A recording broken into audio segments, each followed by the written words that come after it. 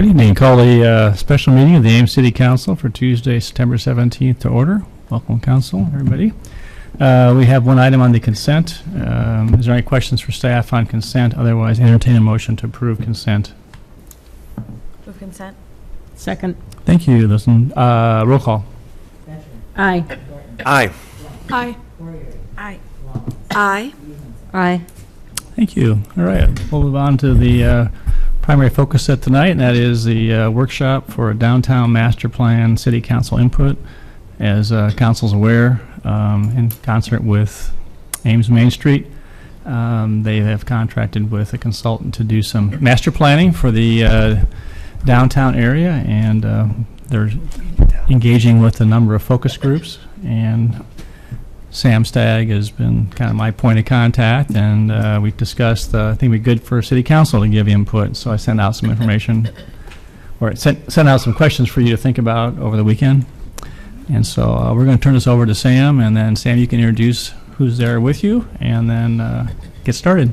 All right. Actually, I'm going to let Travis Tolliver, the new downtown executive and downtown Ames downtown director, kind of kick us off. Sure. Yeah. No, thank you, Sam. Appreciate it. Well, good evening, Mr. Mayor, members of council, city staff, and viewing public. My name is Travis Tolliver, and I have the pleasure of being the new Vice President of Downtown Development for the Ames Regional Economic Alliance, as well as the Executive Director for the Ames Main Street Program. So it's a pleasure to address you tonight and to start a positive dialogue between our two organizations about the future of downtown. Some of you I've met, many of you I have not, so just a little background about me real quick. For the last 10 years, I served as the Executive Director for the Waverly Chamber of Commerce and Main Street Program. Waverly is a town of 10,000 and is the home of Wartburg College. It's just north of Waterloo and Cedar Falls. And Waverly is one of the oldest Main Street communities in the network and has one of the most vibrant downtowns in its population category. I've also served on the boards for the Iowa Association of Chambers of Commerce. I'm currently on the board for the Mid-America Chamber Executives, which serves 6 states in the upper Midwest, including Iowa. Most notably, though, I'm a tenured Main Street Executive Director. And I've assisted the Iowa Economic Development Authority in multiple countywide and downtown assessments. I've also been appointed to the Main Street Iowa Advisory Council, which reviews and recommends communities who meet or exceed the qualifications to become the next or the newest Main Street Iowa community. I mention these markers in my career not to boast, but to show that I have come to this position with about a decade worth of experience in my field, and I stand in front of you or sit in front of you tonight ready to lead the master plan effort in conjunction with Main Street, the Alliance, and of course the City of Ames. I'm joined tonight by members of the Alliance and Ames Main Street, including Dan Culhane, President and CEO of the Alliance, Nicole Rasmussen to my right, who's our current board chair for this year, Sam Stagg, who's our past chair for last year and who's going to walk you through an overview of the project, where we're at right now. And then down further in the aisle there is Andrew Dresner from the design firm Bolton Mink, who will be helping to facilitate tonight's session. Our goal this evening, through questions and positive dialogue, is to get a sense of what you, our community leaders, would like to see and how you'd like to see downtown feel and be like as we embark on the master plan journey together. So I look forward to meeting with you again, and I thank you for the opportunity to partner with you on the future of downtown Ames. And so now I would like to turn things over to Sam Stagg, and who's our organization's leader in this initiative. All right, great. Well, thank you very much again for having us tonight. We really appreciate it, and thank you for all of your time so far in prepping for this evening, as well as just other initiatives and work that's been done by a handful of you. So thank you very much for the time that you've given us tonight and your effort here tonight as well.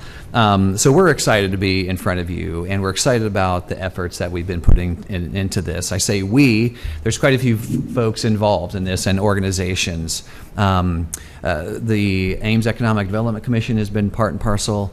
Discover Ames has been critical in this process. Of course, Ames Main Street, Ames Chamber, City Council. We've had a handful of city staff.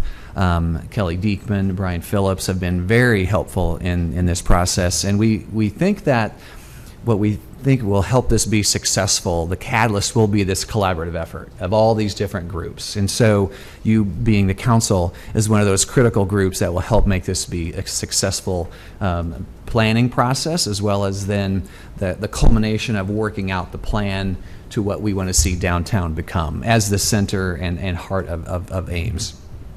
So with that, I want to give just a quick overview of what got us here today in terms of conversations that have been had over the past several years. But as you know, there's been a whole host of visions and plans that have been created for downtown Ames, probably for the past 40 years. We chuckle about how many times this has been done, or at least an effort has started. We hope that this time it has some traction, once again, because of that collaborative effort and the inclusion of all the different parties that we have available. So we're excited about that. So the most recent effort started about 4 years ago, kind of during COVID in 2020, where I joined the board, and along with Nicole and others, we just began to think, okay, what does downtown need, and how can we move downtown forward? And so we hosted a couple of what we would call broad focus group meetings, where we had business owners and property owners and just folks who enjoy downtown, and others from outside of downtown who like to come downtown. So people just live within the city. And so we had a collective of probably over 100 people over 3 meetings that we began to ask questions. So why do you like downtown?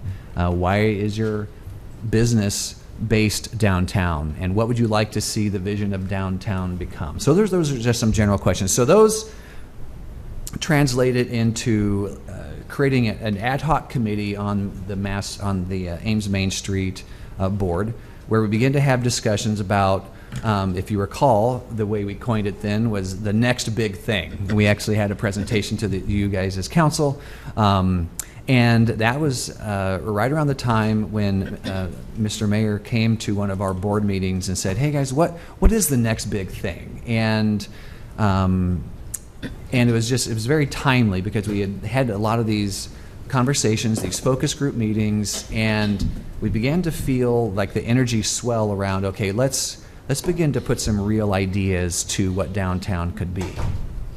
That led to some additional conversations. Okay, we need some help. We need some professional help in guiding us. And so that led to the creation of an RFP, a request for proposal. And we sought out to get multiple proposals. We received 2, one from being Bolton and Mank, and they were selected to help us out in this process.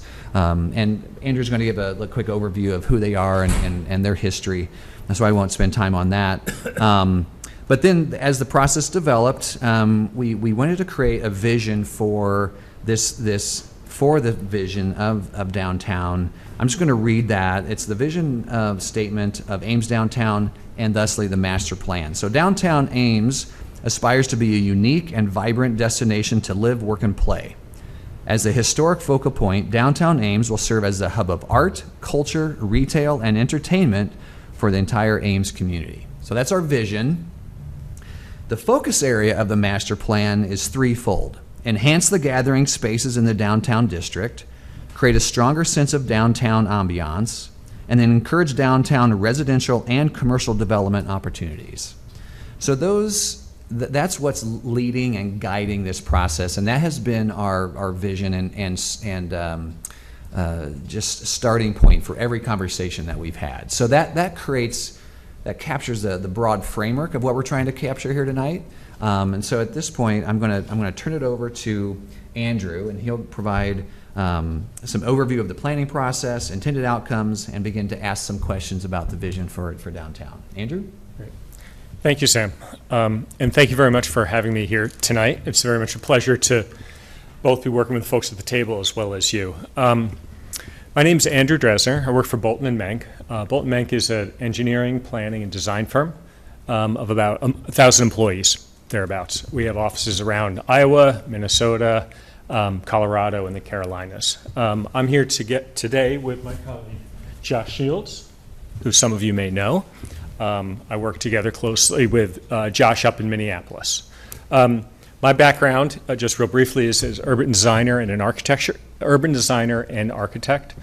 And I've been doing downtown plans basically my whole career, on a series on downtowns ranging in size from Nashua, New Hampshire, or Pensacola, down to much smaller towns around the Midwest. So some with colleges and universities and some without. So this type of project is right in our wheelhouse, and I'm excited to do it along with the folks at the table and yourself and the community.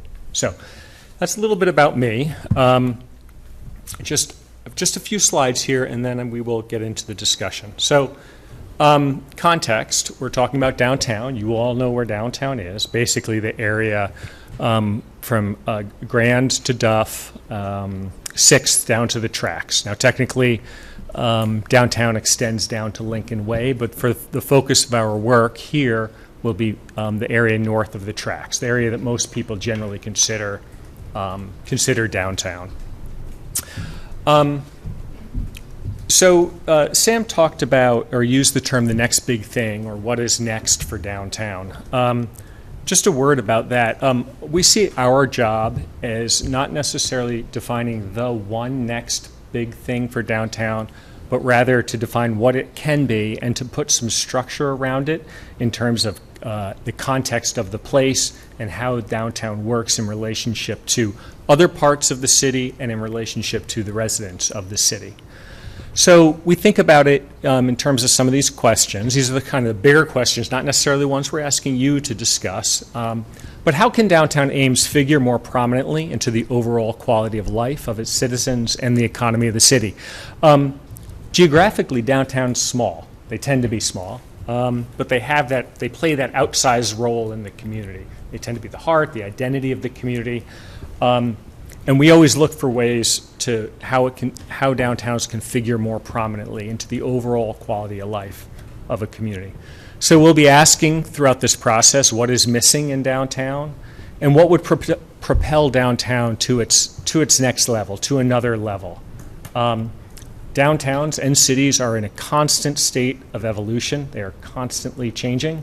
There are always preservation, not always, but there are often preservation efforts in downtown. There is definitely a preservation effort in downtown Ames to preserve a certain sense of place.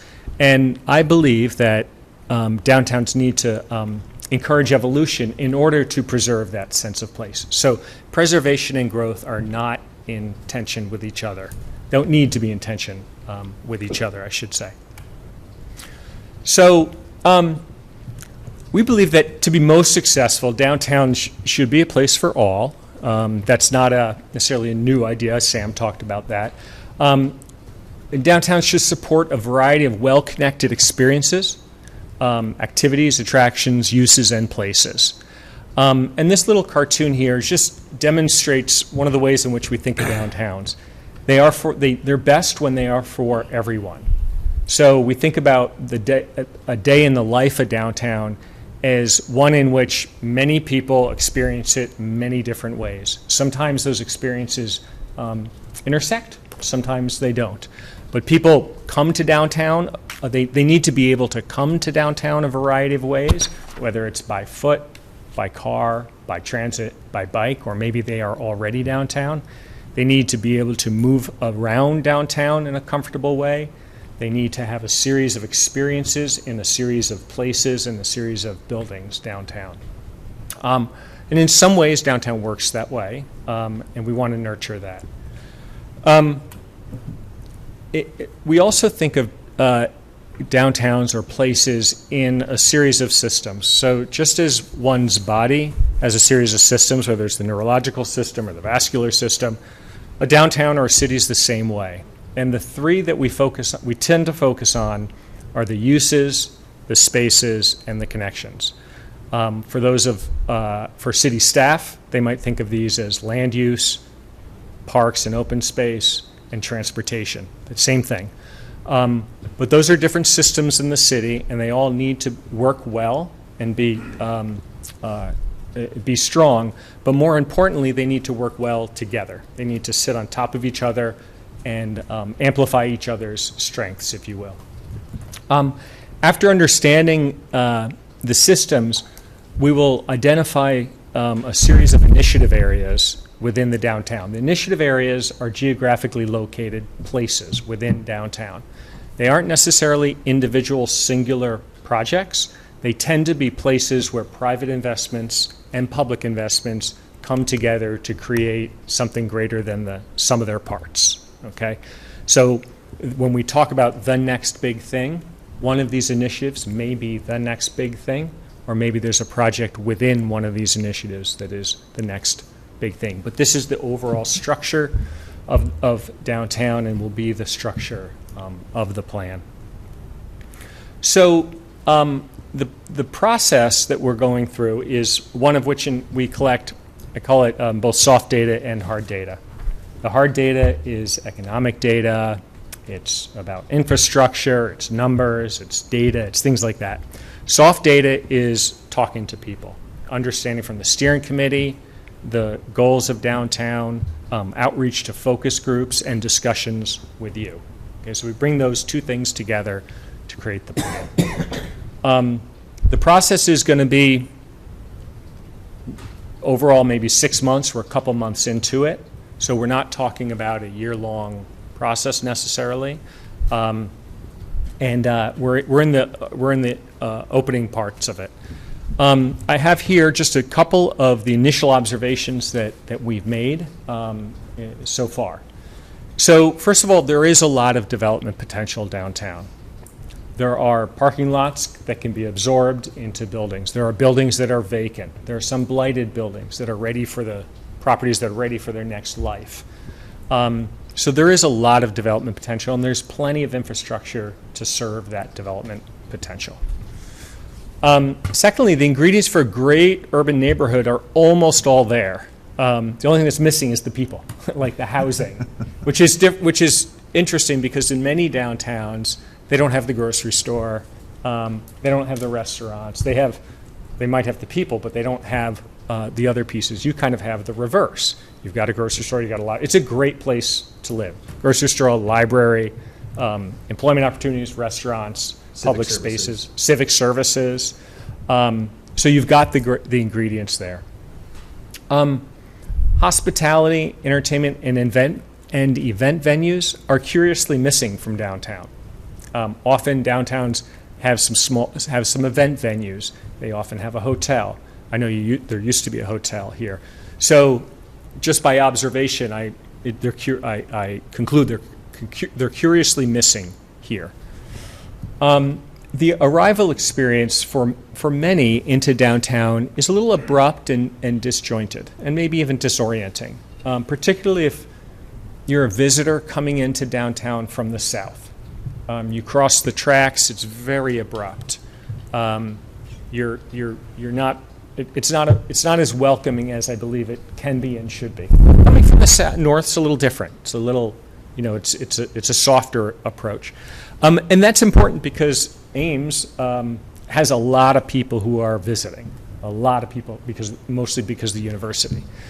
For habitual users of a downtown, the disjointed experience is not as big of a deal. You get over it, right? You're a commuter, or you live there, you get over it.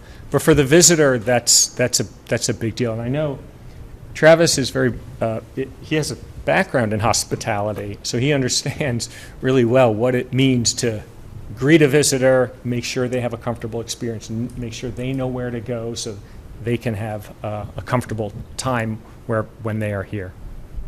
There is a very strong sense of place on Main Street. The businesses seem to be doing well. Whenever I'm there, it's fairly busy. I would say it can be extended and should be extended, both towards the west, all the way to Grand Avenue, but also to the north and the south. So that great sense of place, which is, I would define that by being comfortable on a sidewalk, by having comfortably scaled buildings to your right and to your left, not having traffic whizzing by. These are all the sort of things that create, and there are others, but those are the sort of things that create a strong sense of place. Sam refers to it as ambiance. An ambiance downtown, a comfort for being downtown, particularly when on foot.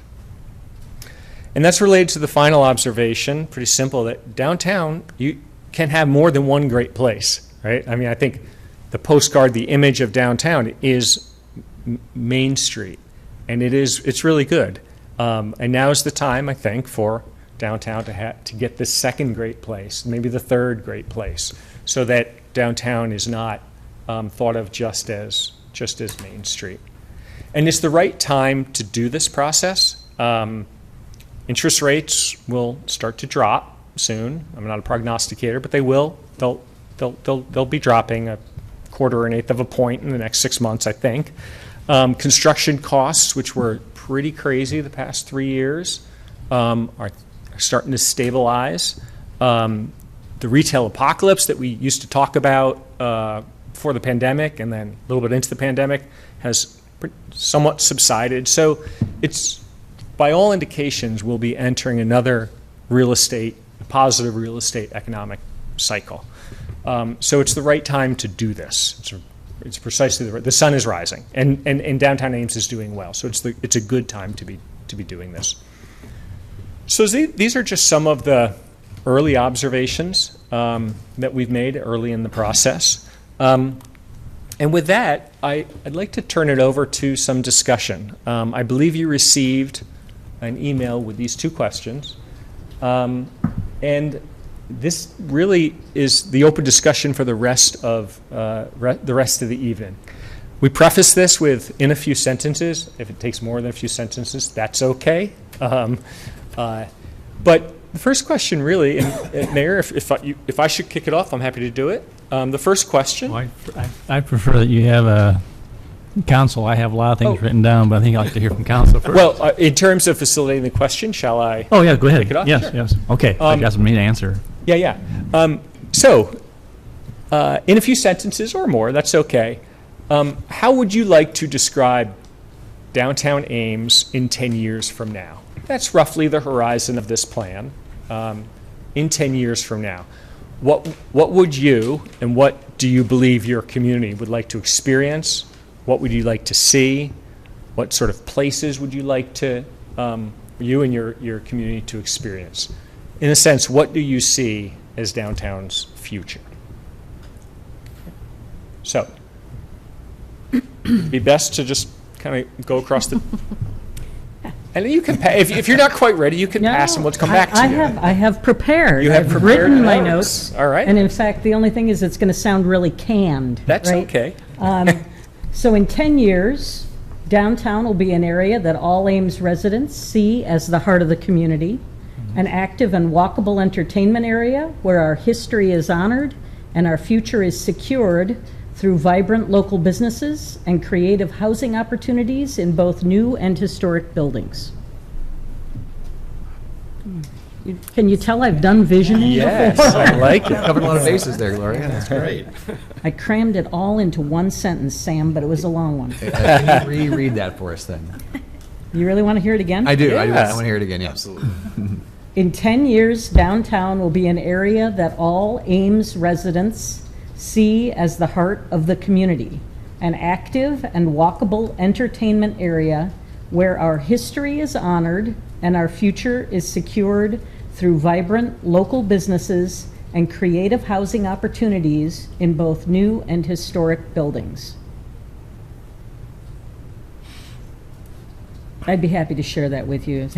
You didn't get it all the time. That'd be great. I think, Perfect. from my perspective, the key there is that right now, not all Ames residents see downtown as the heart of the community, Yeah. especially many of our students who don't even know where downtown is. Yeah. And so getting that perception shift, I think, is important. And I should, instead of saying a walkable area, I should have said, an area that's, I don't know, amenable to all modes of transportation, because we want it to be walkable, bikeable, people coming in by bus or car, and just feeling that they can access what there is to offer downtown.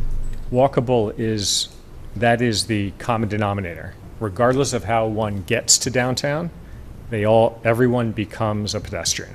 Is the way I think about it, at least. So, Well, and I think we need to, we've been trying this for quite some time now, but we really need to get people living downtown. And I suspect that perhaps, well, maybe all of you are aware of the research that Donovan Ripkema has done on the economics of historic preservation and the way historic downtowns can be leveraged to create more economic vitality. And the key to that is getting people to live downtown. It's not easy, apparently, because we haven't succeeded very well yet. great. I might, but, Yeah. interesting, just observation there. You mentioned the value of maintaining a sense of historical culture and historicity of Ames, but also coupled with a vision for the future vibrancy. Unpack that a little bit for us, if you could, Gloria. I think that we have heard in recent years, since Campus Town has been redeveloped, that we've lost that sense of place in Campus Town by having lots of chain businesses move in and the older buildings gone. And obviously, Main Street has as one of its tenets that you should be maintaining historic buildings and ambiance, if you like that word, Sam. And I get the sense that people like the local businesses, the unique quality of what's happening downtown, as opposed to the national chains that might be moving in elsewhere in the community. And so I think that that's really a drawing card for the downtown that should be enhanced, supported, and generally leveraged as much as possible, because we do have businesses that don't exist in other communities, and so it can make downtown a destination.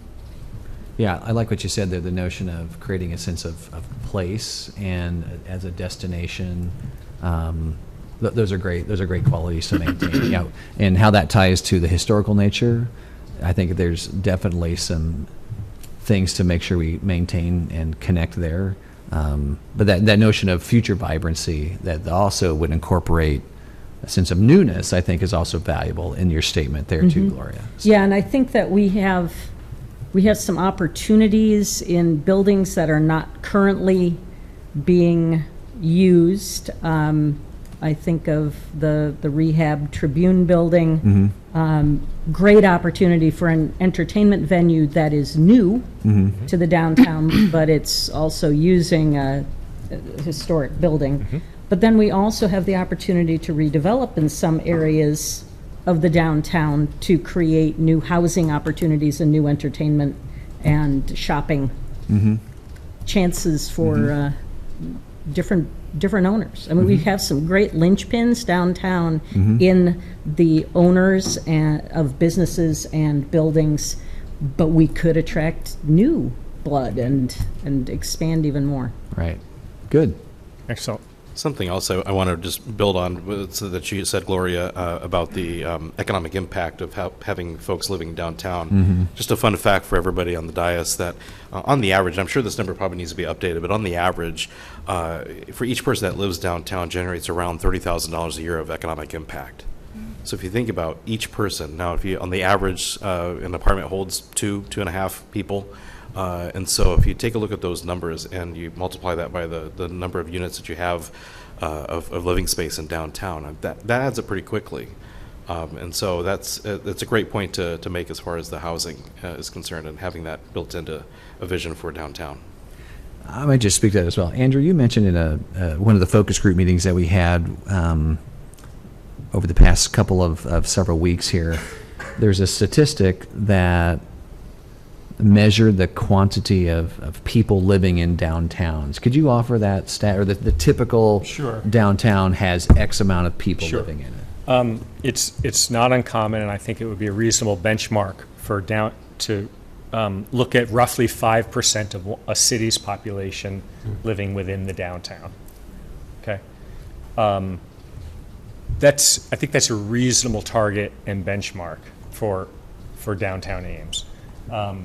doing the math right here, So, 1,500. yeah, so if you multiply just the current, I'll call it full-time residents, Yep. the non-student population of around 30,000, you multiply that times 5%, so 1,500 residents.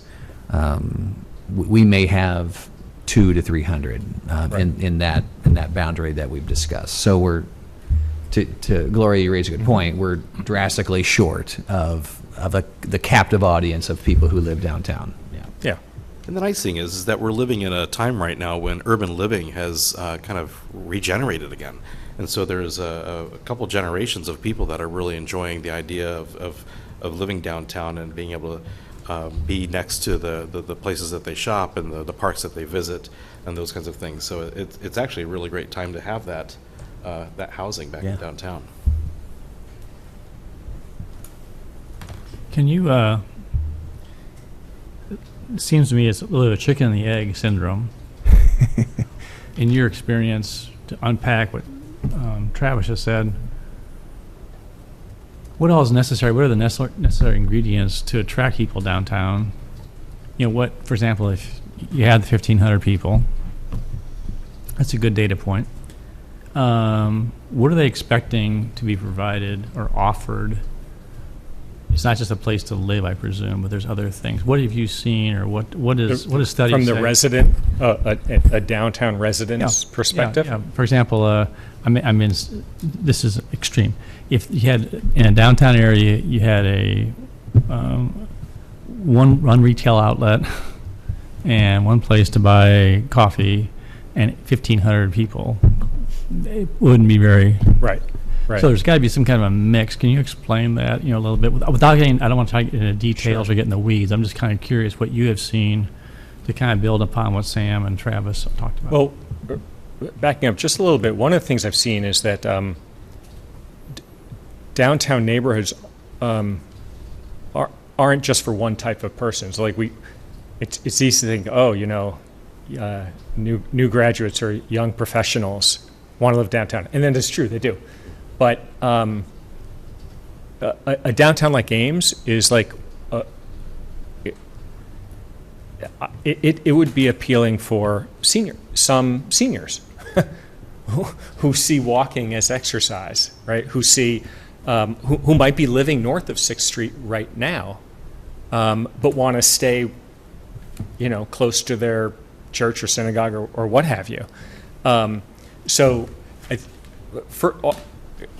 First off, housing's not just for one type, right? So I think that's important. In terms of the things that people look for, I think a lot of things are already there. The coffee shops, the restaurant, the library, the city services, grocery store, the pharmacy, and those are all things that kind of cut across a lot of populations.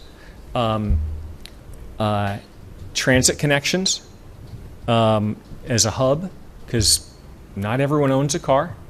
In fact, less than 50% of the people own a car. Again, a lot of the things are here. The only thing that's not here is the housing. And that becomes a development question, having the right size piece of property, the ability to define developer to define their own parking requirements rather than having I think a developer is the best person to define what the parking requirements are, I guess is the way I would put it. So it's about finding the property and having the numbers work. Properties do need to be of a certain size. Small properties can work for housing. They would just be a different type of housing than larger properties. So, again, I think the ingredients are all here. And I don't think you can make 1,500 units in 10 years. That's pretty aggressive. That's like very aggressive. But again, the downtown doesn't end in 10 years. It keeps going. Thank you. So. Okay. Well, this has been really good so far, and really enjoyed the comments. And there'll be some strong overlaps with Gloria, but I have sort of 4 bullet points that I wanted to share. The first, and again, we're going to be repeating itself at some point, but parking, I think, is really a critical component. We don't have the beginnings of the parking that we need in order, and this is to the mayor's point of a chicken and egg thing. Yeah. It seems like we're going to have a critical mass of parking in order for development to happen. And so I don't know if that's one parking structure or two. The location is going to be important. So that's a first bullet point. A second, I'd like to see more in the way of restaurants. And I will deny this. This is being recorded, right? All right, shoot. Maybe they can edit this out. But I do like Iowa City's outdoor restaurants. There, I said it. But their outdoor eating areas, their options are fantastic. And I hate to admit that I have Iowa City envy in anything. Just the way I'm wired. But it's true. And they'll block off streets, and they'll do just really vibrant, fun things. And I'm like, when I'm over there, I'm like, why can't we do that here? There's got to be some reasons why. And so would love to see more of that. It's not winter all the time. Housing. So I'm going to add a little bit to this conversation. I think it would be great to see some hotel space in downtown. So if somebody wants to come and hang out in Ames, they're going to be staying in a hotel a long ways from downtown. I think it would be awesome to have downtown hotels. Mm-hmm. So you park your car and you spend your weekend on foot. But I like the idea of 1,500 people. I love that. But I would want to make sure that a portion of that is an owner-occupied component. So it is a different vibe when everything is rental. People who have a stake, they have skin in the game, they just treat the space differently. They just own it differently. So I would love to see a component of condominiums is in that component. And then entrepreneurs. I've spent the last 28 years in downtown Ames, and this is a point I'm going to agree heavily with Gloria on. If in 10 years, 20 years, we look back and there aren't places for startups, that will hurt my heart. I love these people. These are some really, really good people who work their heart out to try to make businesses work in downtown Ames. This is serious. And if we find a way to successfully chase all these people out, that's going to be a sad thing. And I would like to create a placeholder, and I've talked about this a couple times in the dais, but a good place to remark again. Coralville has done a really good job of where the city of Coralville has created spaces in their, what's the name of the place, John? The development. Oh, yeah, the, right there by the river, by Van Mauer store. Help me out. I think it's, anyway, River, anyway. River Landing or something like that. The Landing, I think that's it. So the city has owned spaces, and they create very low rent leases specifically for startups. And I looked at that, I'm like, we could do that. We could totally do that. This is not a high price tag thing to do. And John and I had a chance to interface with the business owners, and it was just a great success story. Mm-hmm. And I thought we could bring that here. So to summarize, parking, restaurant options, particularly outdoor, facilitating outdoors. And on that, I tried to drive an idea of having Main Street go to one way with parking on one side only and blowing out the sidewalks. I haven't been able to get a lot of traction on that. But what was driving that was the idea of creating more public spaces so that restaurants could put some tables out there. And so just the configuration, I don't know how to do this unless you create more public space. And so I'm willing to give up on some parking in exchange for the addition of that public space. And then a place for entrepreneurs. And And I'll end this with this comment. I think some of the challenges that we've had in seeing that development rests with us. We have got to find ways to say yes to projects. We have let regulatory issues, some of them just silly things, stand in the way. And we do things just because it's the way we've always done things. I hope that this is an opportunity where it's not just status quo, just putting up a few planners. Guys, I want to swing for the fence. I want to look back. I love the way you frame this, the next best thing.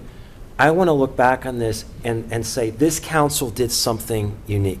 If it's just about status quo, I think we failed. If all we're going to look at is have some pictures taken in front of a planner, that's going to be a sad day. Mm-hmm. I want to do something really significant for this community, and I think that's why they elected us to do something significant. So those are my 4. Those are great. I might just speak to the entrepreneurship thing quick, Tim.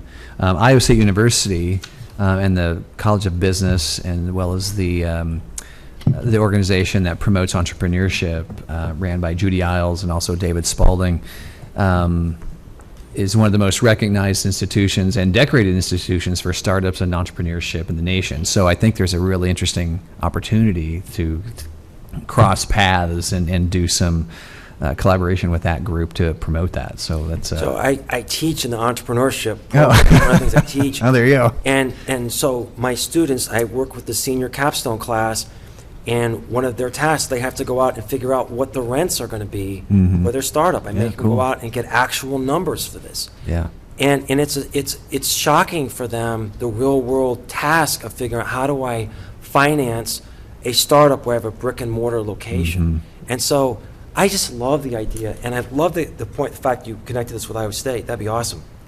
But if we could find a way to generate some of that, and I think if it was successful, we could look at some other types of locations, maybe not just even in Ames, but other locations in Ames where we take some ownership of a property and we say, this is going to be area for startups. Yeah, that's great. Cool idea. Next. Yeah, so I think a lot of the points I'll echo from Gloria and Tim. My kind of initial sentence was the heart of Ames and somewhere where people of all ages gravitate towards. And my kind of 3 bullet points were more housing with a variety of housing types, options, and price points. I do agree with Tim. Not only rentals, I would like to see owner-occupied there as well.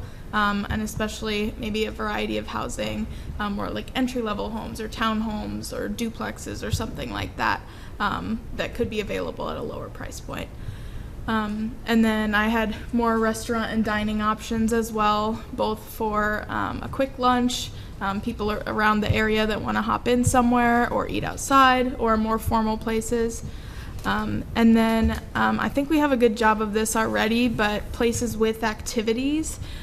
So we mentioned like an entertainment venue, could be like things for families, like a children's museum or something. And I think there's a lot of good things where you can take cooking classes, art classes, fitness classes, things like that downtown, but would just want to expand the options and have more of that for people to come do things downtown instead of just shop or eat. I like you were saying the people of all ages, all ages. It'll be interesting when the plaza's done. Yeah. How that will, I assume that's going to bring some younger people and younger families into downtown, which is terrific. And then the key is what else can they do downtown? What other spaces are for them, or activities, or what have you? Yeah, exactly. I think like it's already very vibrant with lots of events going on in the downtown space, so even more kind of activities to bring people in on days when those aren't happening, I think would be great. Excellent. I like it. Thank you. Okay, so I also have a little visioning statement before I get into my other comments. So I have a vibrant area where residents, workers, and visitors can gather and connect. Downtown Ames should be a thriving hub of commerce, culture, and community, a destination of choice, and a model for communities of our size of the concept of live, work, and play. And then I will agree with what has already been said down the line there. Absolutely need parking. Owner-occupied housing is sort of a non-negotiable for me. I think you can look no further than Des Moines to see how many owner-occupied condos they have built over the last 20 years and how many new construction condos are available for sale and how quickly they actually go off the market in Des Moines. People want to be in an urban environment, and I think they're willing to invest to have a vibrant area where, like I said, they can live, work, and play. For me, and this is something I've talked about in the past, I would love downtown Ames to be a place where you can spend an entire day and then some. So if you want to come to downtown Ames in the morning for brunch or for the farmer's market or whatever, you should be able to keep yourself busy with what's available. If you want to stay out until 2 in the morning or, get food after the bars close at 3 in the morning, we should be able to offer all of that in that area. And then to Tim's point, from a city perspective, I think as a council and a city, we need to be willing to take risks. We have to be willing to be creative, and we need to approach projects and investments that come to us where our first instinct is to ask how we can get to yes or how we can get to that end point, rather than looking at all of the ways something won't work or the challenges behind it. One of the, in some of our previous meetings, that I can't remember who mentioned it, but they said, I'd like to see Ames be an 18-hour downtown. Right now it's just 8-hour downtown. I see nodding up there.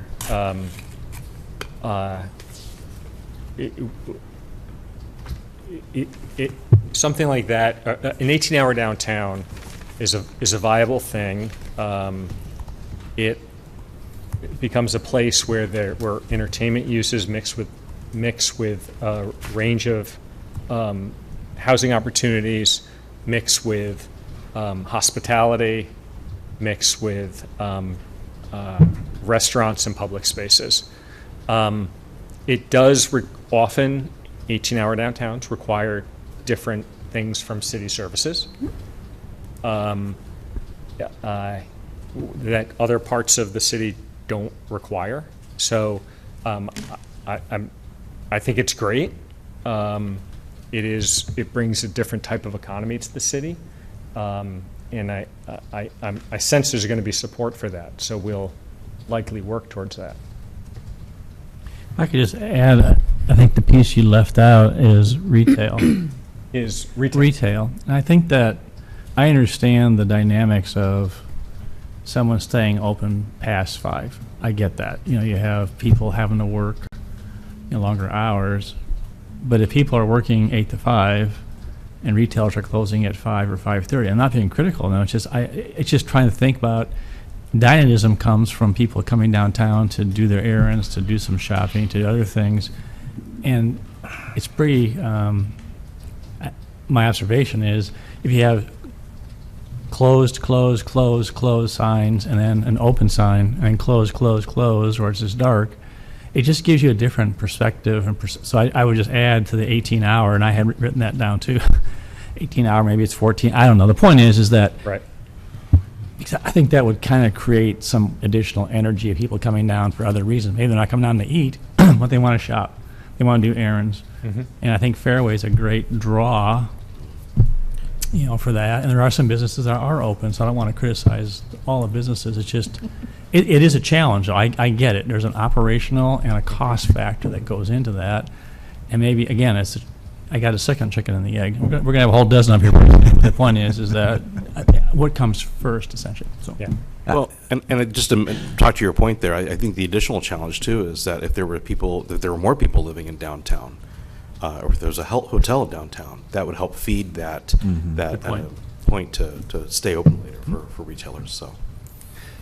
Yeah, an example of that. Oh, excuse me, Nicole, did you Oh, want to I was say just going to something? say, Yeah. to echo what Gloria said at the beginning, I think it's a perception.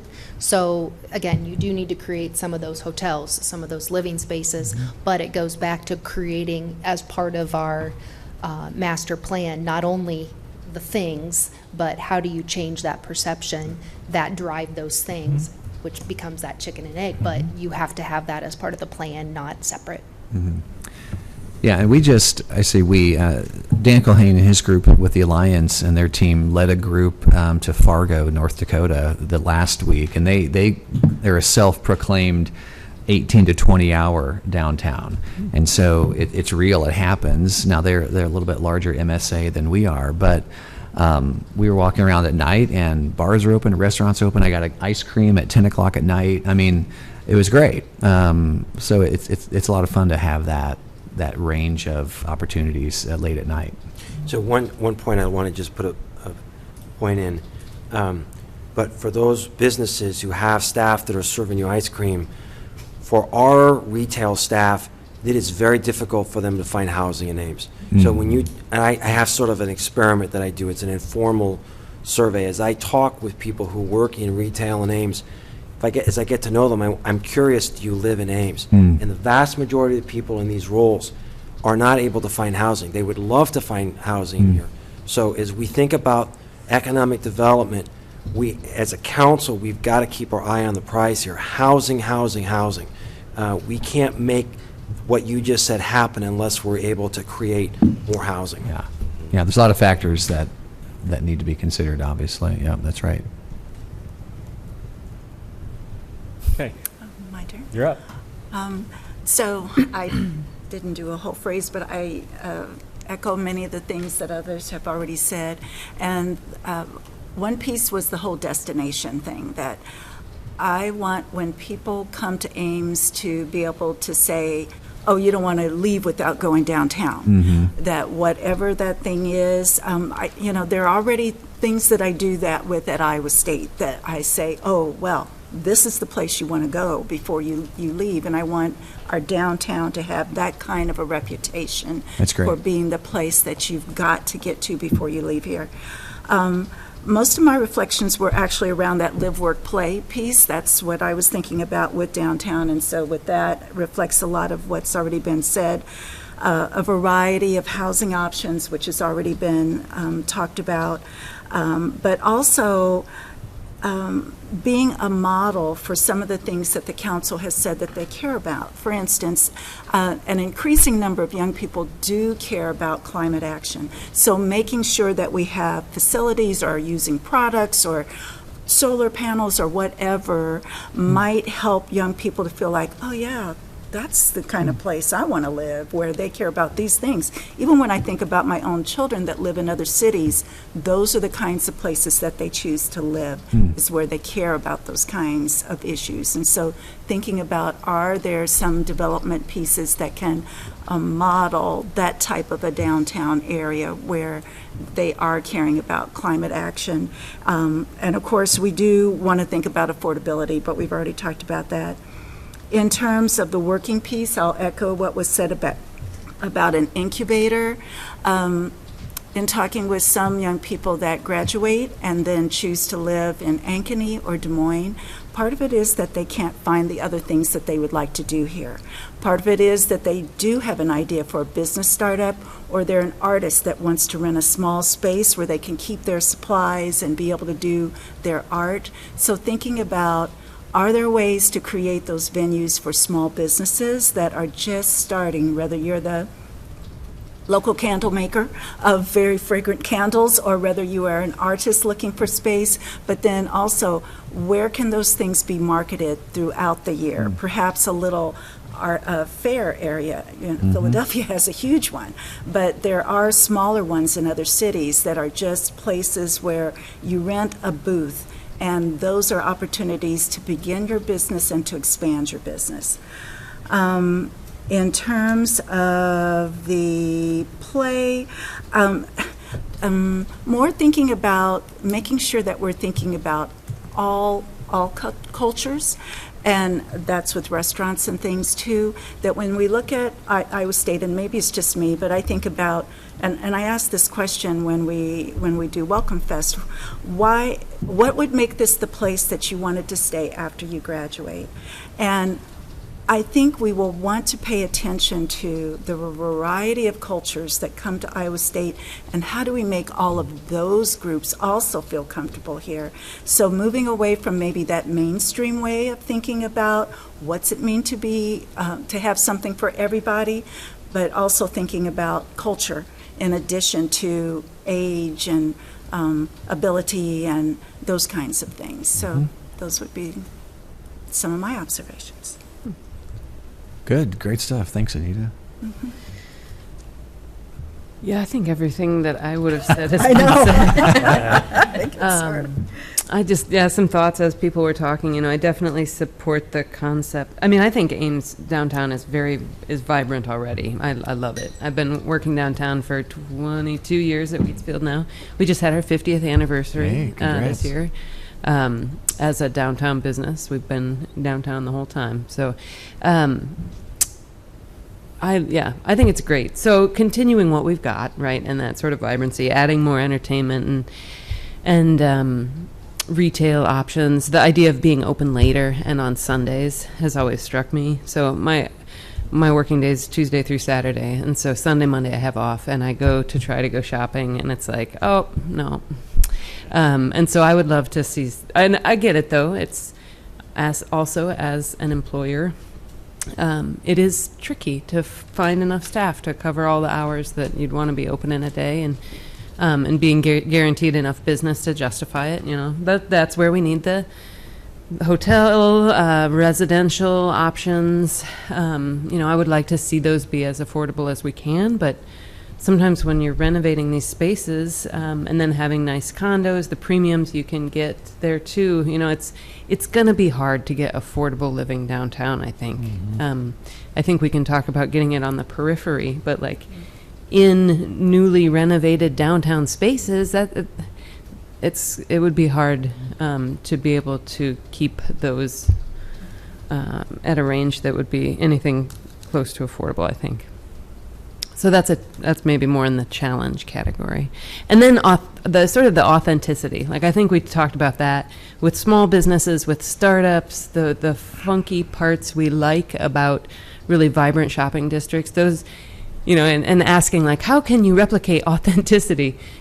Oh, you can't really. You know, it takes the passion of a person starting a business to have that. And, you know, so it's about how to strike that passion in people and get them to commit to Ames or to invest in Ames. And that's tricky, I think, but we've touched on it a couple times, you know, in terms of saving room for small scaled things. So whether they be startups or just small scaled businesses, that's important, I think. And I think we kind of miss that in certain parts of campus town.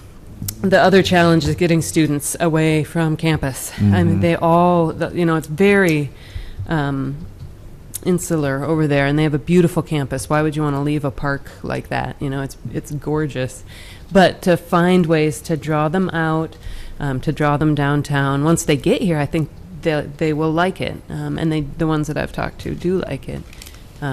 So that's just a hook on how we work on that. Maybe one of the Iowa State ventures finding a home downtown, like they have their meat market, or they have their creamery, or they have their different sort of student-run ventures. Like, if we could find a way to bring one of those into a more downtown location, you'd have more students follow, I think. So anyway, those are just some thoughts. And I think just a word on students. Students there's a diversity of students out there. They're not all 18 to 21-year-old kids, right? And even those that are 18 to 21, there's diversity amongst them. Downtown doesn't need to replicate campus town. It doesn't need to be attractive to every student. Small, like just a small percentage, you know, or modest percentage would make a big difference. So I just think it's important to realize students are diverse. You know, they're not all looking for campus town. That's what they have. They're not all looking for that. So, Yeah, that's true. Can I dovetail on something Anita said? I want to just emphasize that. I think this cultural piece is really important, Yeah. and I didn't think about that. Iowa's going to have to attract our Hispanic friends to this state to survive. yeah. And I think if there's, and I don't know how to your point, Raman, on authenticity, I don't know how you create those opportunities, those spaces, but if we could be intentional about some of that, I think that would be very prudent on our part. And so Iowa's going to have to change in some ways if we're going to survive as a state, and putting out the carpet for people of different cultures makes a tremendous amount of sense. So I think this was a very powerful thing you said. There was a steering committee meeting at the start of the Prairie View Industrial Development that actually spent quite a bit of time talking about the fact that if we want to attract the workers for industry, many of those workers are going to be coming from other cultures.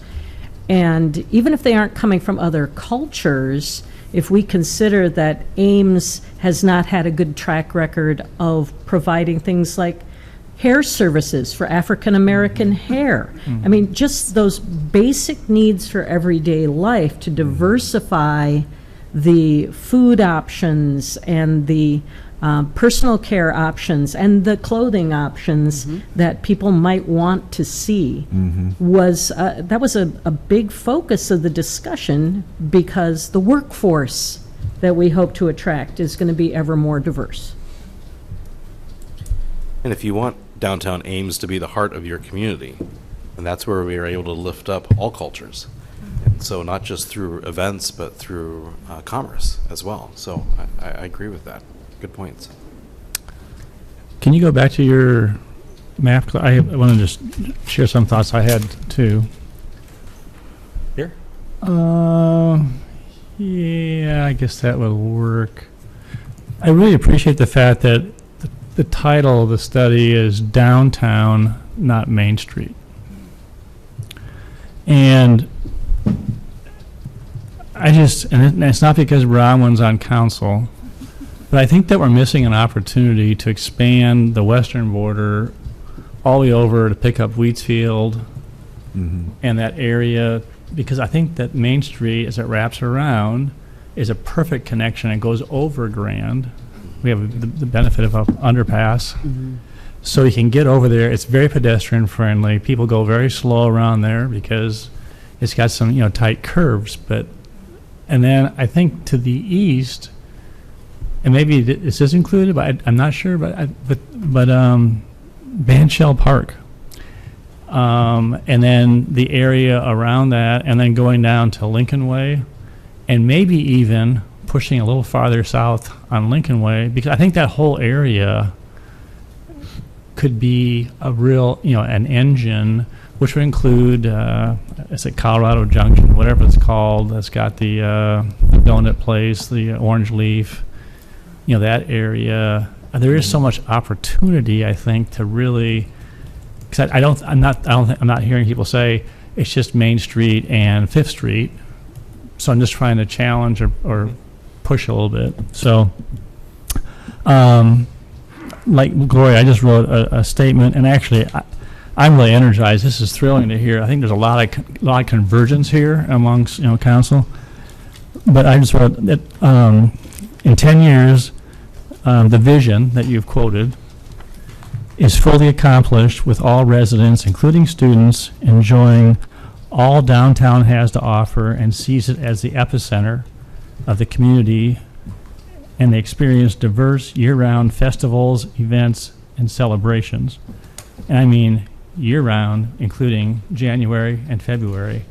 And I was privileged to go to Fargo, and it's probably one of the most, in my opinion, the most inspiring, and talk about entrepreneurial is in their blood. And I could go on for half an hour about that trip. I thought it was just fantastic.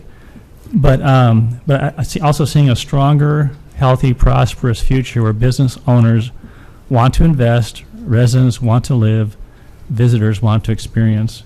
And I think we have to be nimble and adaptable to change as necessary, because I think things, who would have thought 10 years ago that working from home would be a key component, and you can choose where to live, and then work from home. So we got to be flexible. And then just seeing the downtown as the economic engine to spur on new retail opportunities and becoming an entrepreneurial hub. And we have a great, the Research Park is a hidden gem in our community, and there is a lot of startups that are out there. But visiting with the mayor from Fargo and from the president of North Dakota State University, they just said, you have got to get students downtown. Mm-hmm. And so, Bronwyn, to your point, the meat department or creamery, how that happens, I don't know. But the point is that they're half of our residents. And I think that would be a tremendous energy. And I think that I'm just thinking about the diversity, to your point, Anita. I just think that a monthly festival that celebrates Hispanic Month or Black History Month or you name it, you plug it in, that we find something, and then leveraging Octagon and the really cool new Ames History Museum. And there is so much that I think we could really start building upon that already exists to try and really spurring that up. So anyway, so that's kind of what, but yeah, I think it wraps a lot of what's already been said, in, and I there's nothing that anyone has said that I would take issue with or disagree with.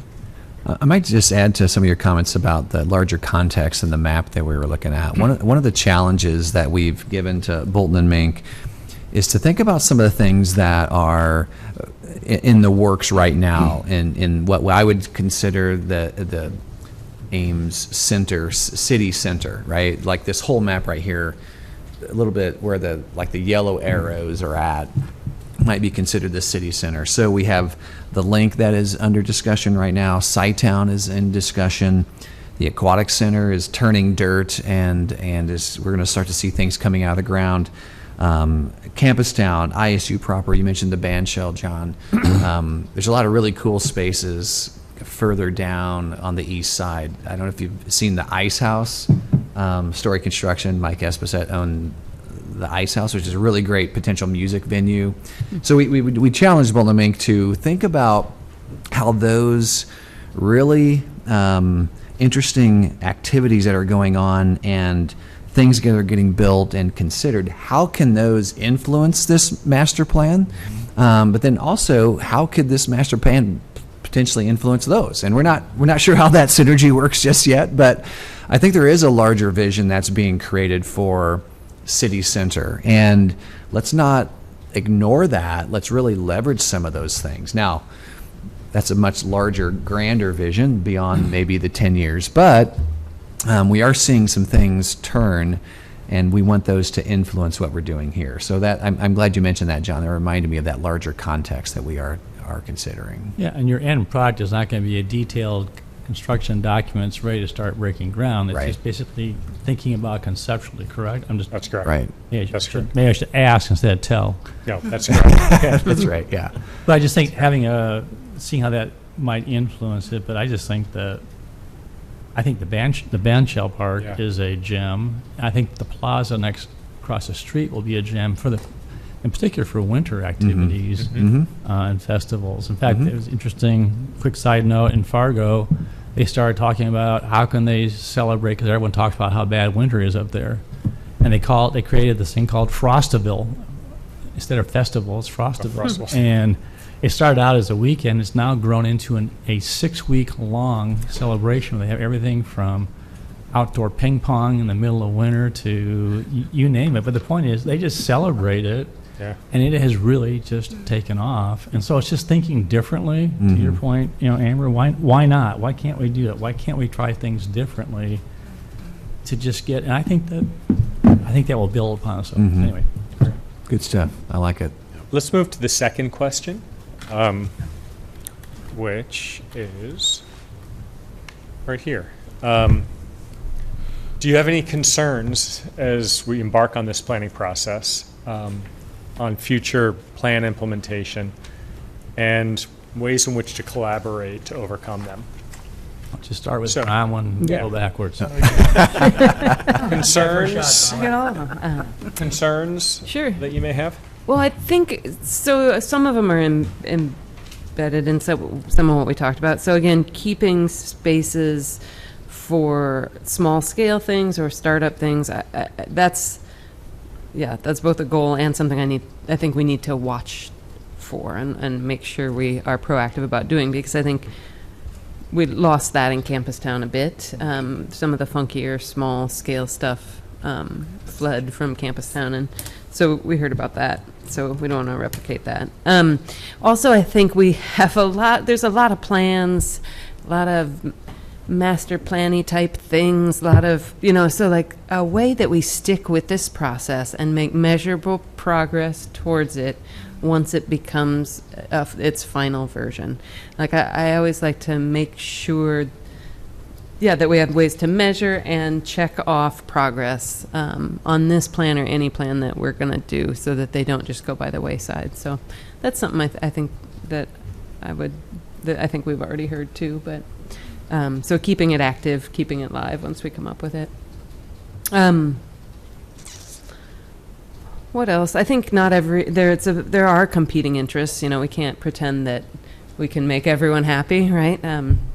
And so I think just how we balance those competing interests, right? Making it bikeable, walkable, pedestrian friendly, but yet still having some suitable parking. Those are balancing acts that we have to think about carefully. Mhm, So I don't know about concerns there, but just things to think about. Great. Good Thank stuff. you.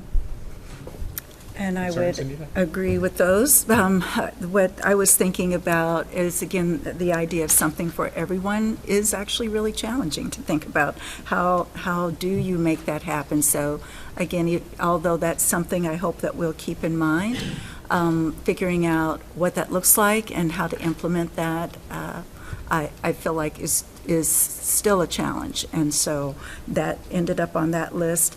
And then I thought about things like the cost and maintenance and buy-in and all of those kinds of things, and which of course has to do with making sure that everyone stays informed, that we're talking constantly about the roles that we're hoping each agency or unit or group will play as part of this process, so that no one is left feeling like, well, if they had told us that, we would have X, I don't know. But so just making sure that communication is good, and that sometimes when people get excited is the thing that falls through the cracks, is that the communication kind of breaks, and then people are left feeling like, well, yeah.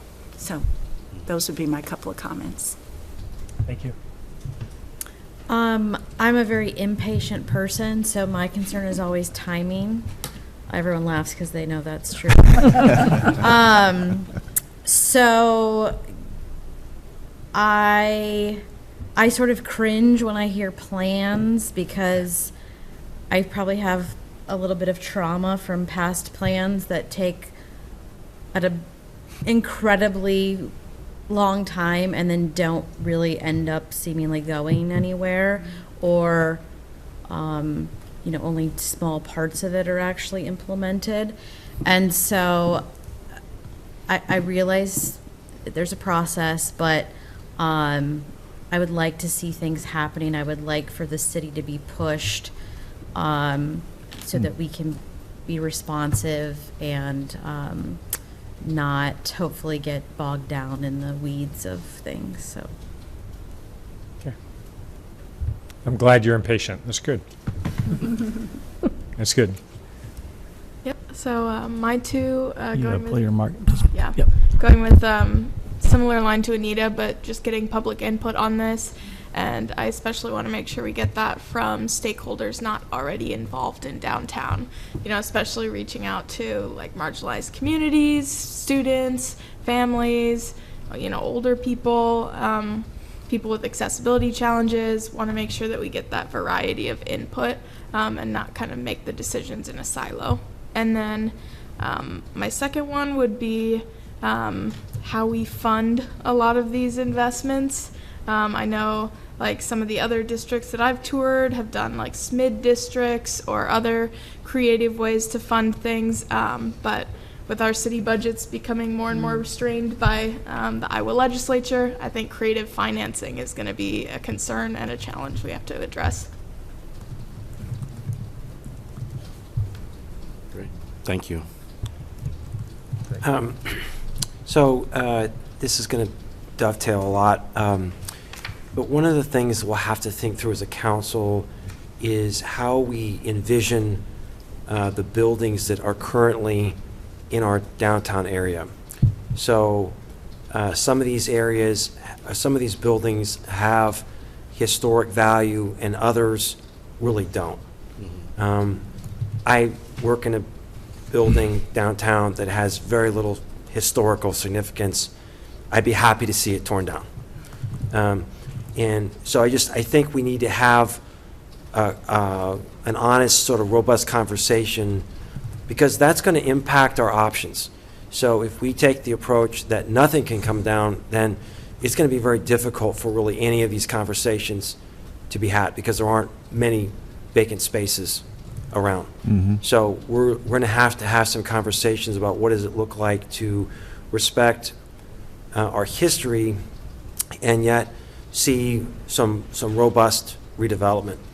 A second thing, that we can talk about an 18-hour downtown, but for the people who live downtown, that may not be as compatible. So I'll just give you a micro example. We've had situations where the food vendor that sometimes is downtown plays music, there's laughter, there's noise, happy things. But for the people that are living, in the apartment just on the second floor, they're like, when is this ever going to end? And so those are sort of real life. Yeah. How do we navigate that stuff?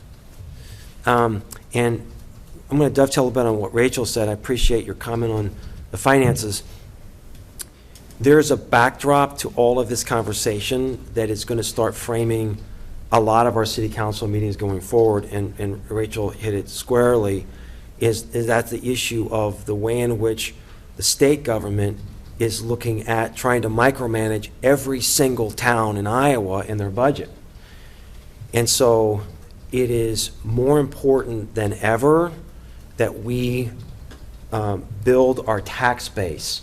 So if the state is going to yank our chains in terms of the allowable growth rate in property taxes, then what that means for us is there's increasing pressure on us to broaden our tax base. So we need to add more residential tax base, we need to add more commercial, and we need to add more industrial. So that wasn't something that you folks probably had as part of a variable in your thinking. We didn't either. And we don't know details on this. We're certainly going to do our best to resist this nonsense. Have I mentioned how firmly I feel about this? Has that come out?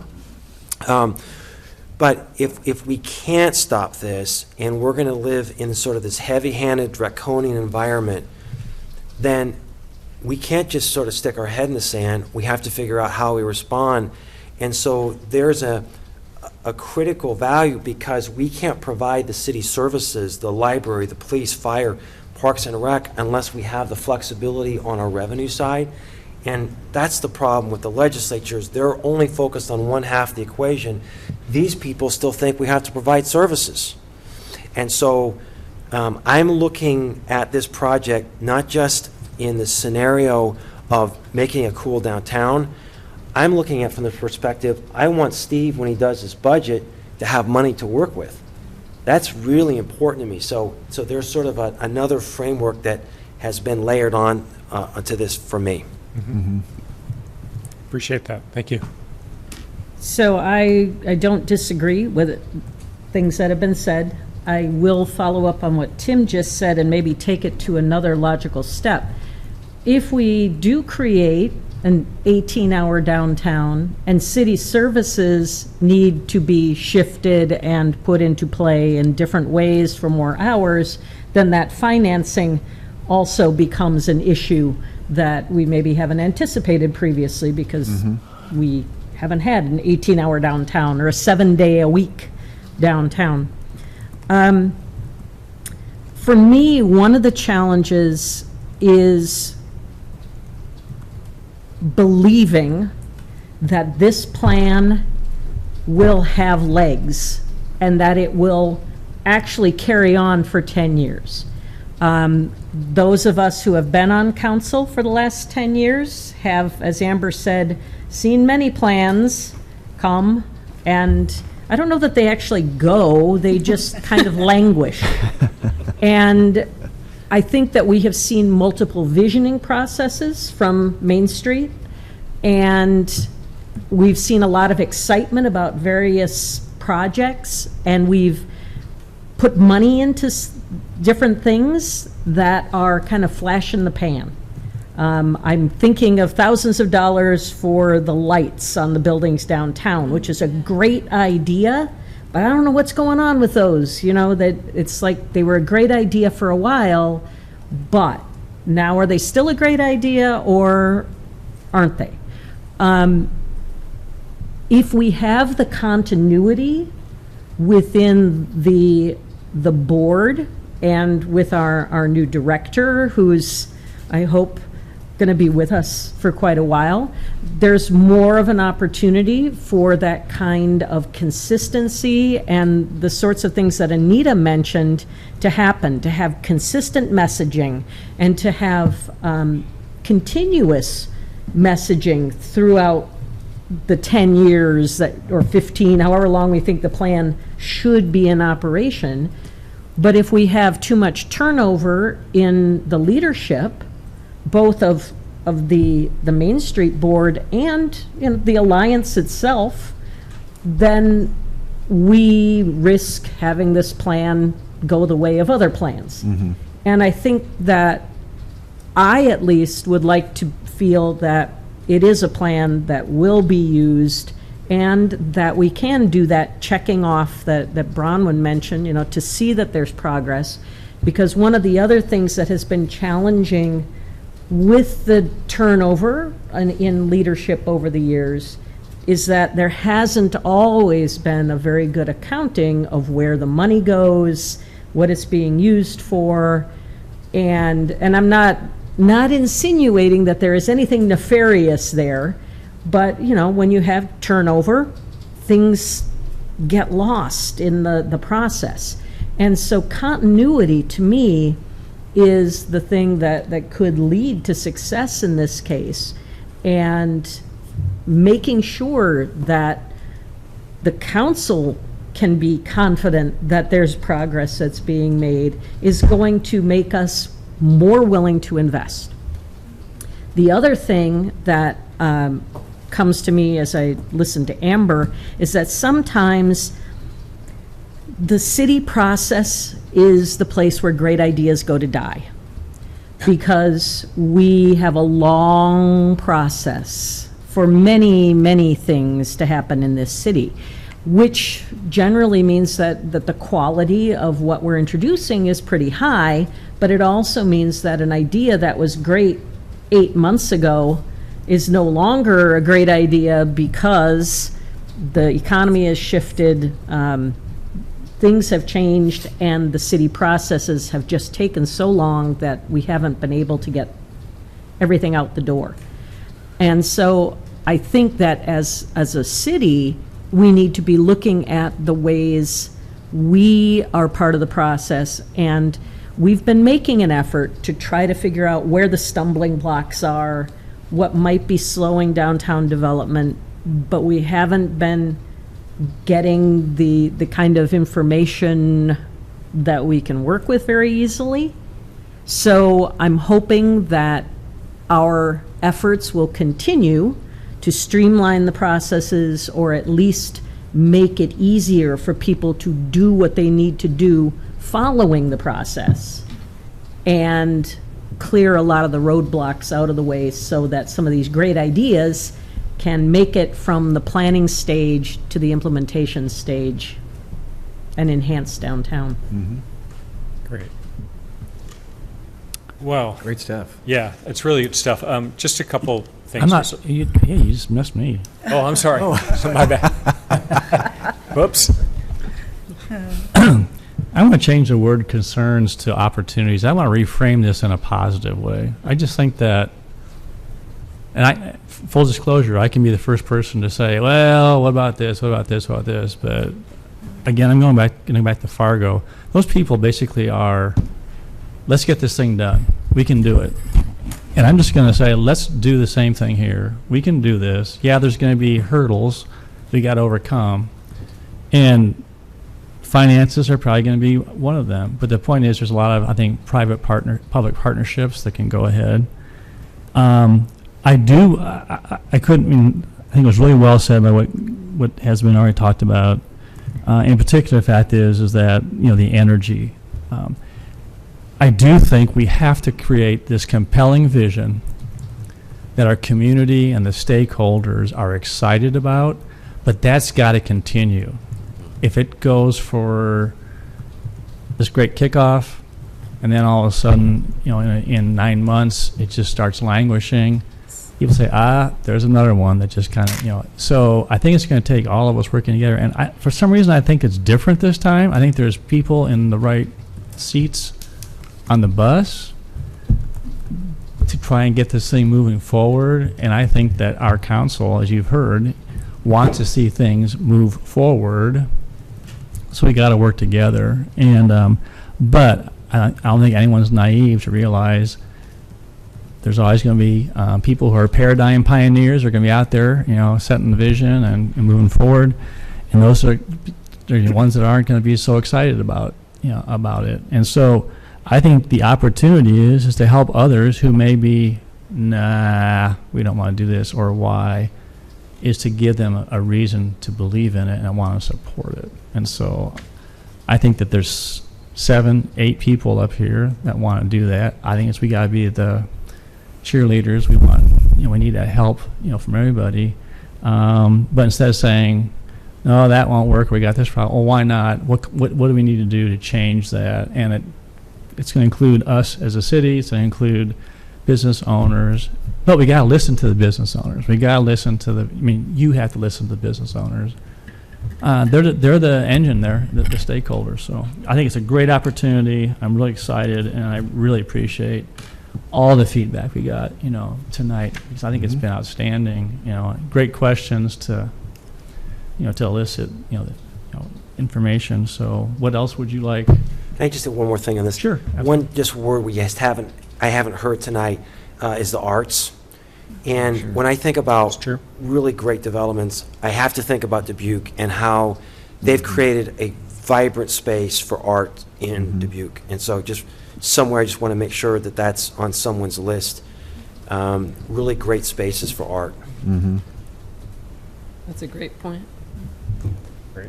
I think the other thing that has been going through my mind occasionally is going back to what you were saying, Andrew, about the things that people were looking for if they were living downtown.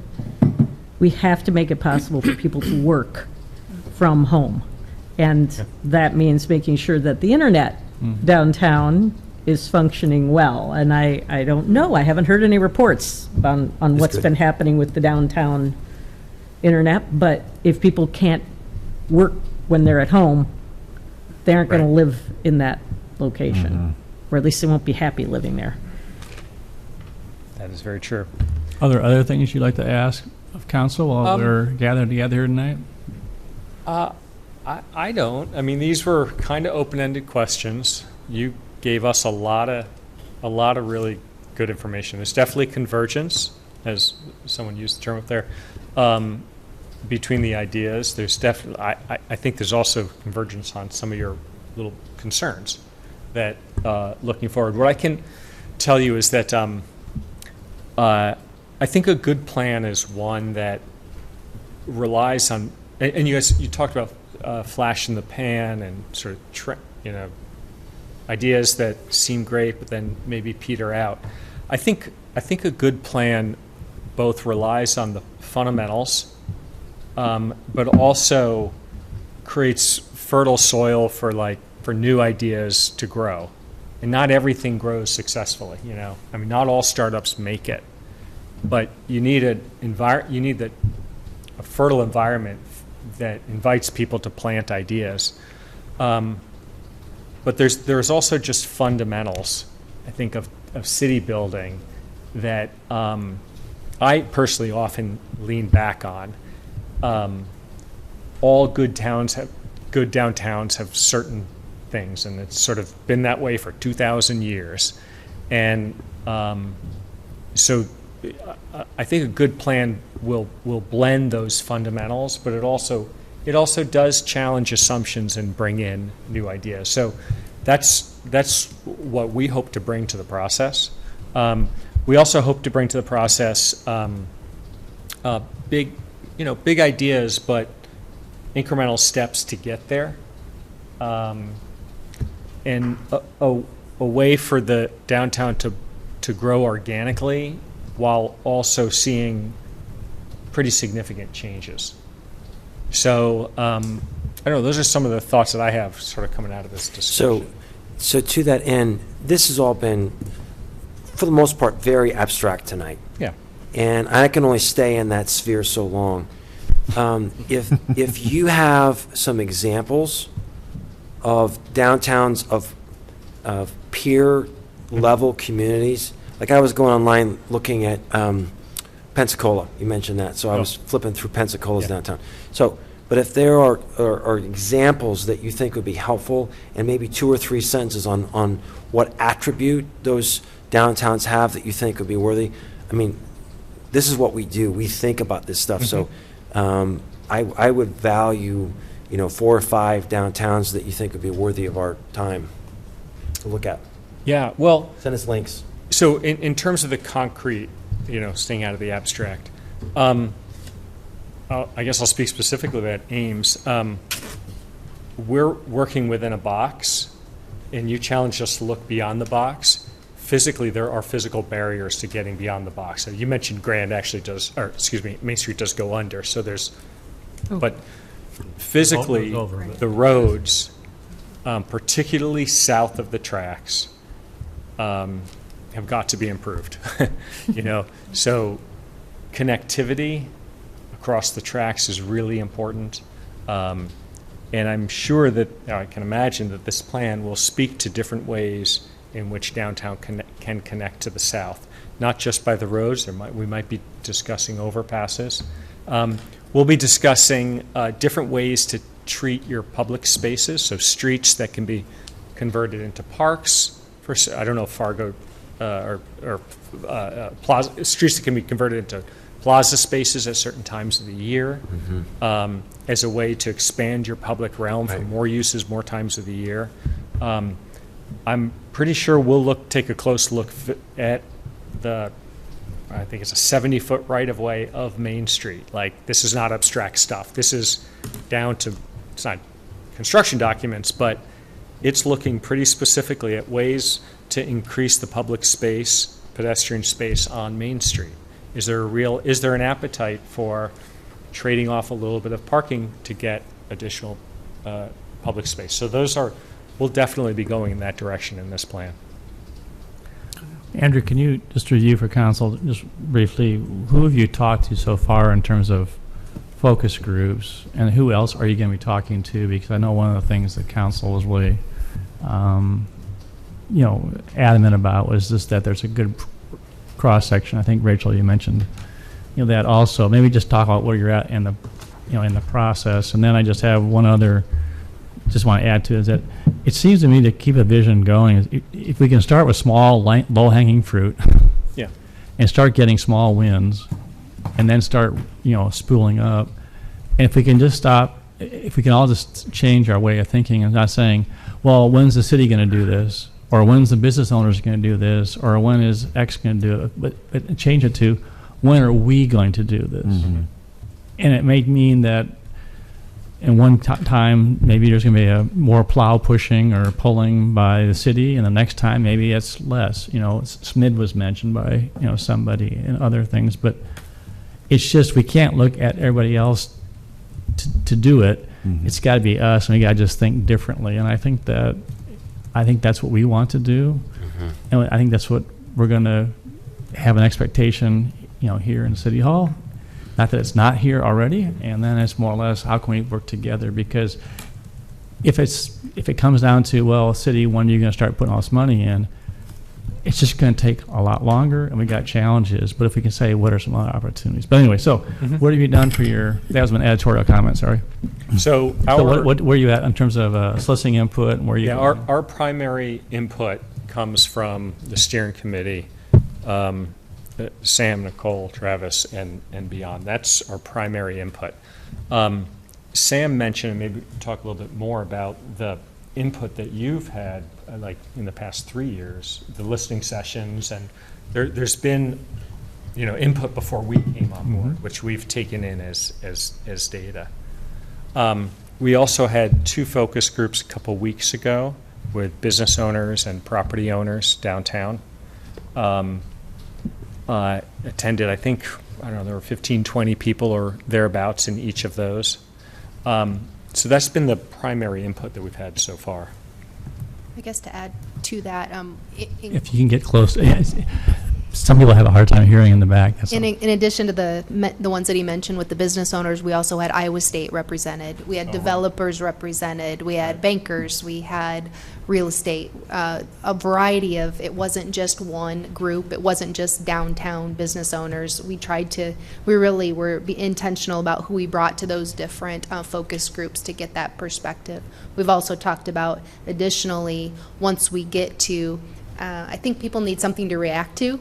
Until you can actually see something, it's hard to kind of form a perception about it. So once we get to that point, gathering the input through, we talked about a farmer's market where you would have a QR code that you could provide input to look at this thing. What do you think about this thing? And then how do we take those and prioritize those based on the recommendations that come from some of these input sessions? There's an adage, participation breeds ownership. Mm-hmm. And I think if you get people, I'm just going to challenge and push back a little bit. I just think students have got to be asked, if you haven't already, people who are going to, you anticipate may be hesitant, reluctant, dare I say, no, need to be engaged in the process. And there's people that around if it takes a little longer to get that feedback, I do think that will pay dividends. I understand what you're saying, Nicole, and I don't disagree that sometimes it's easier to respond to something. But if they have a chance to give input like we have tonight, I think it will help people realize, hey, I see something I suggested or that makes sense, but I had a part in actually giving input to it versus just being, well, do you like it or not like it? Does that make sense? Yeah. We also had talked about just having some open-ended questions that you could do through a QR code that would say, what would you like to see downtown? And, we can't implement everything. We can't be everything to everybody. We can't implement every single idea, but we can gather all that. And then, like you said, if they see, oh, here's one thing that I did recommend, then there's the buy-in.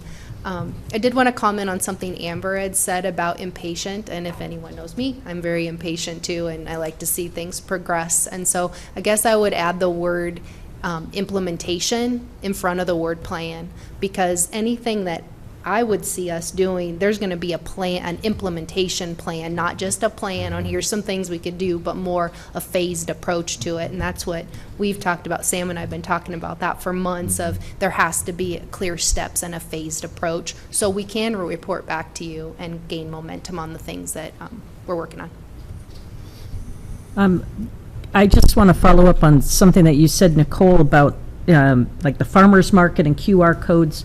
One of the things that I think would open up input more would be to do low-end response with handwritten responses to questions at places like the library or a pop-up in the neighborhoods, so you get people who aren't at the farmers market, who maybe don't have smartphones or they don't want to use their data, because they can't afford to, and yet they're the ones who may be using the parks or coming downtown to the library all the time.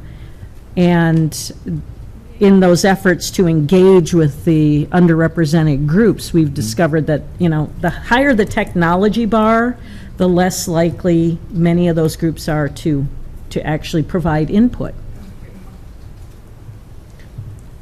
Can I go back to a point, John's, I like sort of the free flow of this. We don't get to have this very often. Normally, everything's so structured. John, I have a follow-up question to you, really. When you were thinking about student input, were you thinking more of having the students participate in the business aspect or living downtown, or all of the above?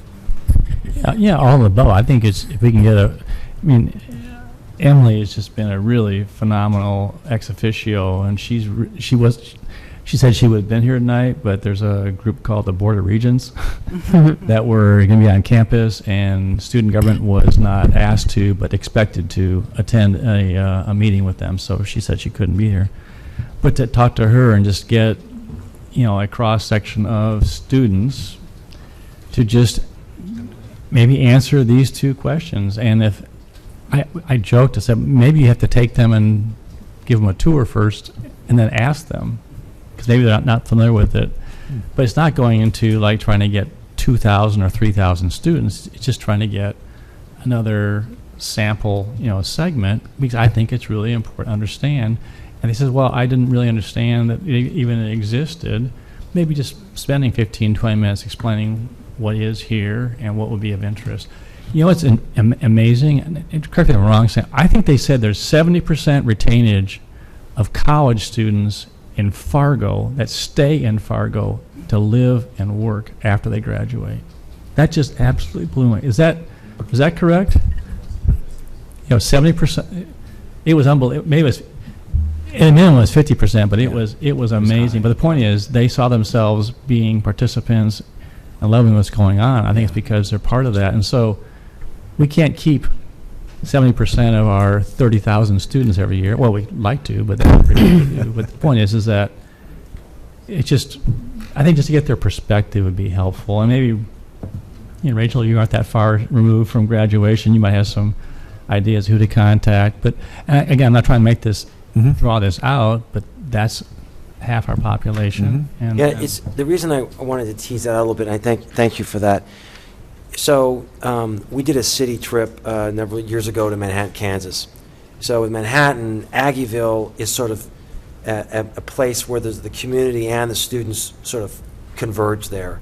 And it's just hard geographically to figure out how to get students here downtown. And really the campus town businesses would love to have more of us there. So that's sort of a both sides of that coin. But I was just curious to get your thoughts. Well, and that's on that. true. Thank you for that.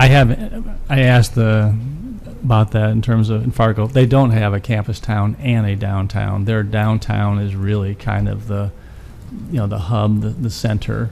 And I think most of the communities we have gone to that have been college towns, that has been the case. There hasn't been, both. It's basically been, one, which has been, helpful. But you know what?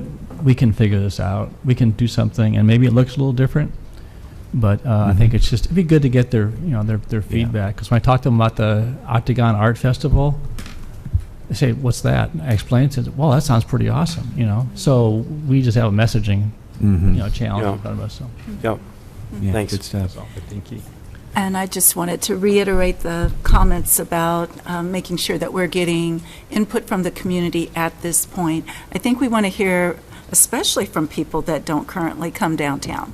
So farmers market might not be the place to hear from people that aren't currently accessing that area, but knowing what would motivate them, what are the kinds of things that they would be looking for. That focus group idea, I think, is ideal, and we would be very interested in seeing those comments. That's a really good point. And one additional thing we talked about is partnering with the city on some of your current communications that you are pushing out to residents. What are the ways we can partner and create? So if we have a landing page on our website, then how can we use maybe let's just say a newsletter that the city has to drive the traffic to there? So I think it's being creative about how to, that was just, Farmers Market is just one example of that, but using the different tools that we have and the partnerships we have with the different entities. If people did want to give input at this stage, like if a member of the public is watching here or at home and is like, hey, I have input I'd like to give, what is the best way for them to do that at this point? Good question. And I think we're still working on that, but I Yeah. think we had talked about having it be directing them to the website, and then having a form that we would have there. And we can easily build that with some of those questions and collect the data. Now, to your point about maybe a handwritten type of way, we can investigate that too, but that was our first thought, is having a way to give feedback directly on the website. And this would be on the downtown's website. downtown.org. Okay. But then also connecting those things, maybe we would have a link on the city's website too. So those cross-promotion types of things I think could really be valuable. Great. Thank you. Yeah, I would think also that add to just that, to- too, that on the amesdowntown.org website, there is a tab called Master Plan. You click on that, and there's information there of what we've done so far. There's also an investor brochure, and there's also a link to be able to sign up for more information as it comes available to the public. So I would encourage everybody that's watching, that's interested in knowing more about the Downtown Master Plan, to go on there and check that out. Thank you. You're welcome. And the reason that we're so concerned about public input is that we may be asked to invest taxpayer dollars, and we want them to believe that this is really an exciting investment that that the community will benefit from. And so that's why I think the more input, or I say more, we're not talking about thousands of people, but the point is diverse input will be helpful to say we really endeavored to try and capture a variety of focus groups, and that we sought to listen, and that we believe this plan and this vision reflects, that, and we want to move this forward. So. One other thing I just want to make sure we also added is, when we think about bringing people to downtown, I have a little exercise that I do when I'm walking along Main Street, and Travis, I'll give you this to sort of think about. I spend time looking at the license plates of our cars. So we have tons of cars in downtown Ames that are from Hardin County, Hamilton County, counties to the north, that we're the closest sort of shopping cultural area that they have.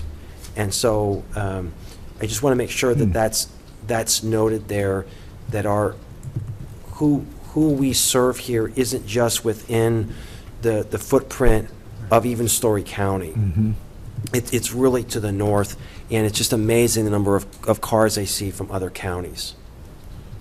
Well, and maybe that suggests that if you had a couple of questions that were available in the stores on Main Street, you could get input from the people who are coming in from wherever. Whether you use a QR code or a box that they can put But things if in. you talk to Emmerhoffs, you talk to Ames Silversmithing, I don't know that they would survive just on us. They have business models Right. that they have a great client base that goes well beyond our community. And so I just want to make sure that we're thinking about, that we draw on them as well. Interesting that you should mention that. I was just talking to Dan today about how a lot of our market is from the north and the surrounding communities in those areas. And as I'm going around and introducing myself to business owners and getting to know their business a lot more, a lot of them tell me that the bulk of their customers come from out of town. Not to disparage, their local customers, because they have a great base of those too.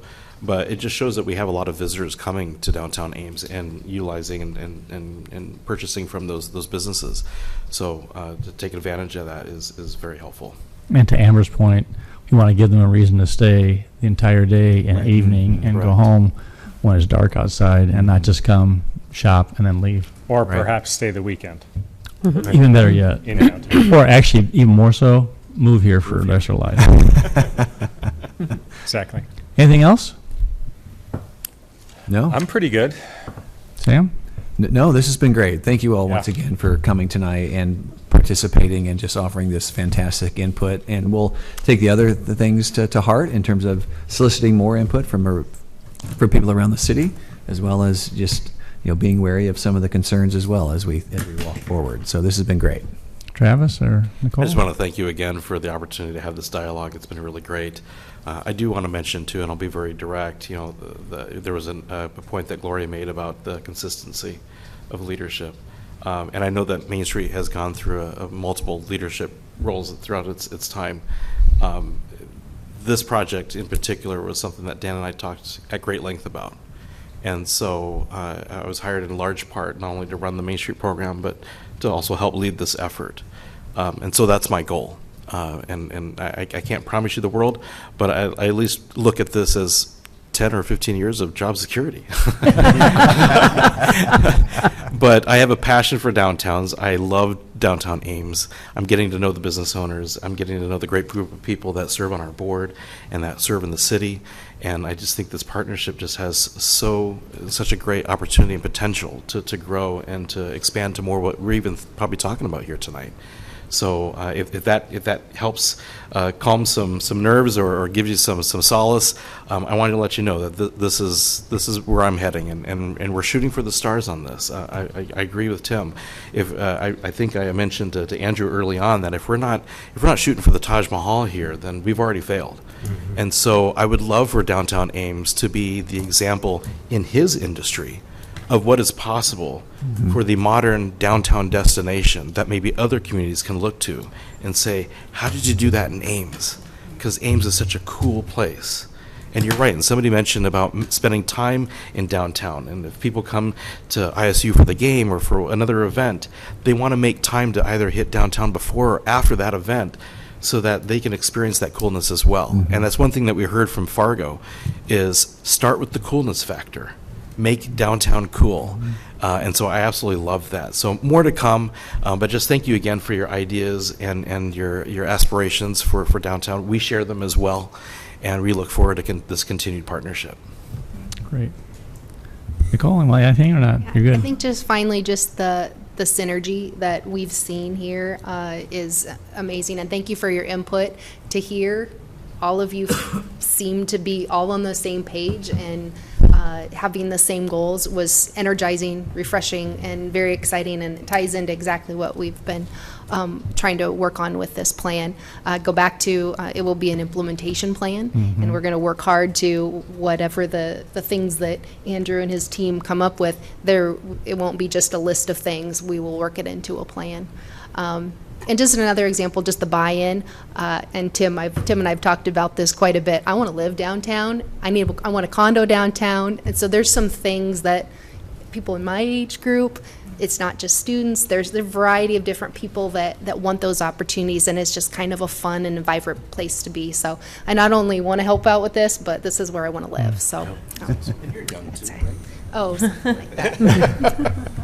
I have to say, I think it's somewhat ironic that Travis is talking about finding out what would make Ames cool, and we had that question on our citizen satisfaction survey for how many years? 5? Exactly. So there's data on what people said, yes. not absolutely recent, but within like 3 years.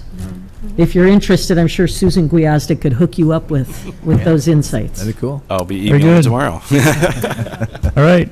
Move on to council comments. Gloria, anything tonight?